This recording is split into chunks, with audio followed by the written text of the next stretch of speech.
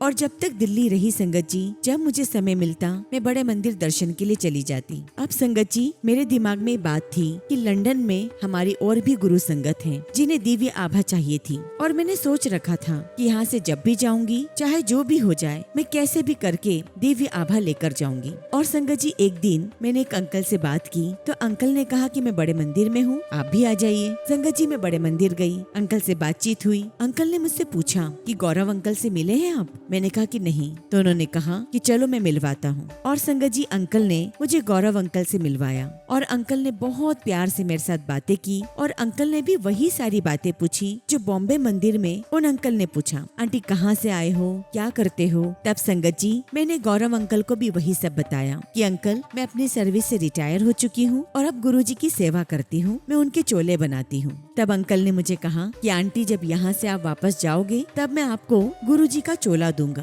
संगत जी, आप समझ सकते होंगे ये बात सुनकर मुझे कितनी खुशी हुई होगी कि स्वयं गुरुजी महाराज का पहना हुआ चोला मुझे प्रसाद के रूप में मिल रहा है, मुझे ब्लेसिंग्स के रूप में मिल रहा है। संगत जी, मैं अंदर से बहुत बहुत खुश थी, बहुत खुश। और जब मैं वापस आई संगत जी, तो मुझे गुरुजी महाराज का बहुत ही प्यारा नीले कलर का बहुत सुंदर सा चोला दिया, और जो गुरुजी महाराज जूतियाँ पहनते थे मुझे वो भी दी। आज भी संगत जी, मैंने वो ब्लेसिंग्स बहुत सहज के और संजो के रखी हुई है। मैं गुरुजी महाराज का किन शब्दों में शुक्राना करूं कि मेरे मालिक की मुझ पर कितनी बड़ी कृपा हुई है। शुक्राना गुरुजी महाराज, इतनी लाखों करोड़ों संगत में से आपने मुझे चुना और अपनी ब्लेसिंग्स दी। अनंतम शुक्राना गुरुजी, अनंतम शुक्राना। खैर संगत जी, गौरव अंकल ने मुझे ये भी कहा कि आंटी, आपको दिवाली यहीं पर मनानी है, बड़े मंदिर में। मैंने हाथ जोड़े और कहा कि अंकल, जैसे गुरुजी की आज्ञा। और गौरव अंकल ने कहा कि दिवाली वाले दिन 2 बजे आ जाना। संगत जी, दिवाली वाले दिन बहुत रश था। मैं निकली तो टाइम से थी, लेकिन रश के कारण मैं पूरे 1.5 घंटा लेट हो गई।